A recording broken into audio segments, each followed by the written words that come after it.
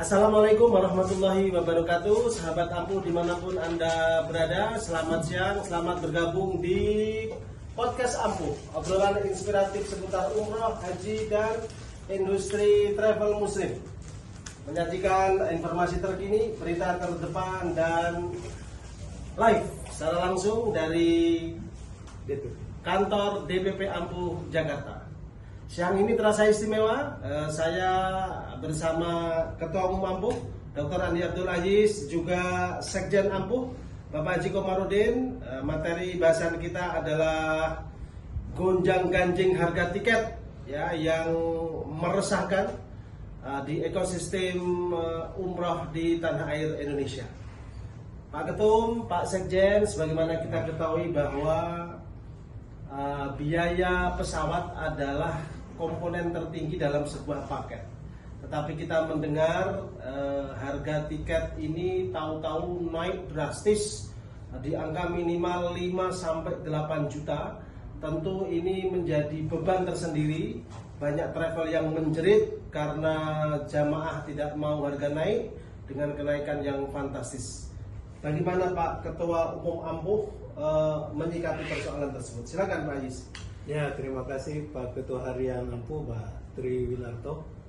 Jadi memang kita sedang mengalami persoalan ya, khususnya penyelenggara ibadah umroh, karena ada kenaikan full charge dari penerbangan yang menyebabkan paket kita harus naik. Oleh karena itu, upaya untuk mensiasati ini yang pertama adalah kita bisa mensiasati dengan menggunakan paket lebih murah, hotel yang turun, tetapi penerbangan naik. Yang kedua adalah kita bisa mensiasati dengan menaikkan harga. Artinya penyelenggara ibadah umroh harus menyampaikan kepada masyarakat bahwa kenaikan ini mau tidak mau harus diterima sebagai bagian daripada kenaikan harga umroh ke depan. Kenapa? Karena komponen umrah yang paling tinggi itu memang tiket, seperti yang disampaikan Pak Tri tadi, dan memang inilah yang kemudian menjadi kekuatan penyelenggara umroh. Karena kalau tiket tidak ada, tentu kita tidak ada guna visa dan tidak ada guna hotel. Oleh karena itu, kita harus bersama-sama mensikapi hal ini secara terbuka dengan PIHK, memberikan pelayanannya kepada masyarakat, dan masyarakat juga terbuka untuk menerima harga ini secara real di lapangan. Kemudian yang ketiga adalah perlu ada bantuan dari pemerintah khususnya untuk memberikan masukan kepada pihak airlines agar supaya tidak terlalu membebani 100% kepada penyelenggara ibadah umrah atas kenaikan full charge penerbangan ini. Seperti misalnya yang kita apresiasi oleh Pak Presiden kita, ada bantuan dari pemerintah untuk membayarkan full charge kenaikan pesawat dalam negeri.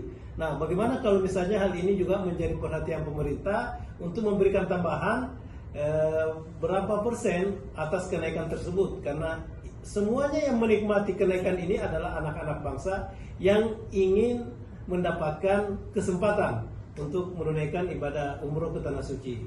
Saya kira tiga hal ini Pak Tri yang barangkali bisa menjadi rencana kita ke depan di dalam mengantisipasi kenaikan harga tiket penerbangan umroh ini. Baik Pak Ketum, Pak Sekjen, kita mendengar keluhan dari travel akibat situasi ini, di mana ketika dikomunikasikan dengan jamaah hampir lebih dari 50% mereka menolak naik karena memang besarannya sangat fantastis.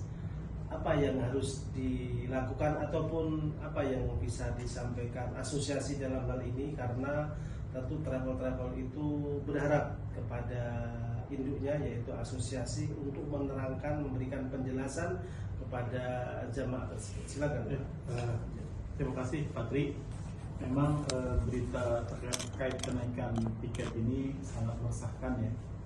Bukan hanya buat jamaah, tapi juga bagi travel selaku penyelenggara ibadah umroh. Kemarin kita bersepakat lintas asosiasi, kita akan meminta kepada Kementerian Haji dan Umroh Republik Indonesia untuk memfasilitasi. Kita berdiskusi dengan berbagai maskapai ya, sebagai penyedia pesawat keberangkatan jamaah umroh agar kenaikan ini tidak murni dibebankan ke jamaah. Ya, karena memang jamaah yang sudah mendaftar, biasanya travel kita sudah meluncing produk dengan harga kan, tiba-tiba naik yang cukup drastis, ini menjadi sebuah pukulan telak juga. Ya. Kedua, bagi travel tentunya harus mengkomunikasikan ini secara terbuka kepada jamaah. Kalau memang jamaah keberatan, berarti harus dicari alternatif yang terbaik. Ya. Tadi yang disampaikan Pak Ketua Umum, bisa dengan alternatif maskapai yang ringan, atau mungkin fasilitas hotel bisa diturunkan karena memang keterbatasan budget dari jamaah. Yang penting adalah keterbukaan antara kita sebagai penyelenggara dengan jamaahnya.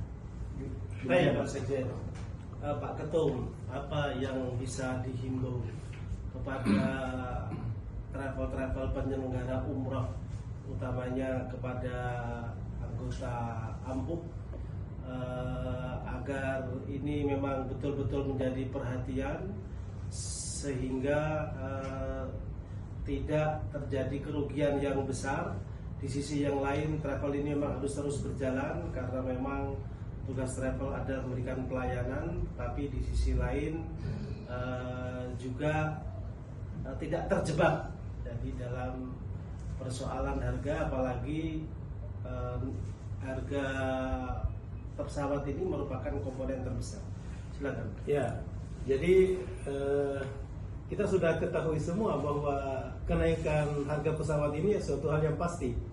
Oleh karena itu kita sebagai penyelenggara, khususnya PPU yang tergabung di dalam anggota AMPU, berharap agar supaya PPU ini atau anggota AMPU ini bisa membangun komunikasi yang baik dengan masyarakat.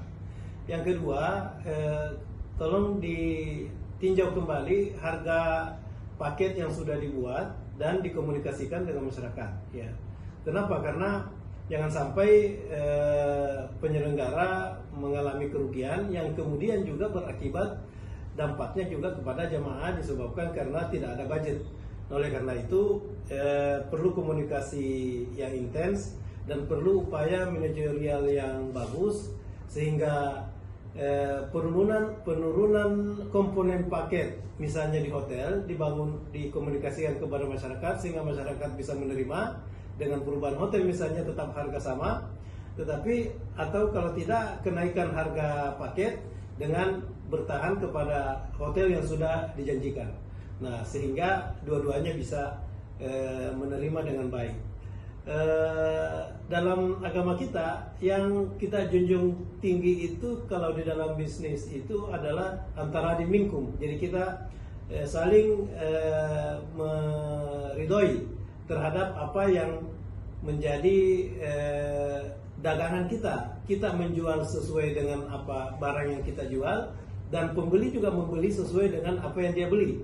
Nah, ketika dua-duanya antara adil, maka insya Allah persoalan misunderstanding dari jamaah kepada PIHK itu bisa dihindari. Yang kedua adalah bangun komunikasi terus-menerus yang intens dan jangan ada kelalaian di dalam memberangkatkan jamaah sehingga jamaah juga tetap berkeinginan untuk berangkat umroh tidak terkendala dengan adanya kenaikan harga ini. Saya kira itu. Baik Pak Ketum, terakhir Pak Sekjen, apa yang akan dilakukan AMPU untuk anggotanya? Mungkin AMPU akan menerbitkan himbauan dan lain sebagainya sehingga akan membantu anggota untuk memberikan ketenangan dan penjelasan kepada calon-calon jamaah. Silakan Pak Sekjen.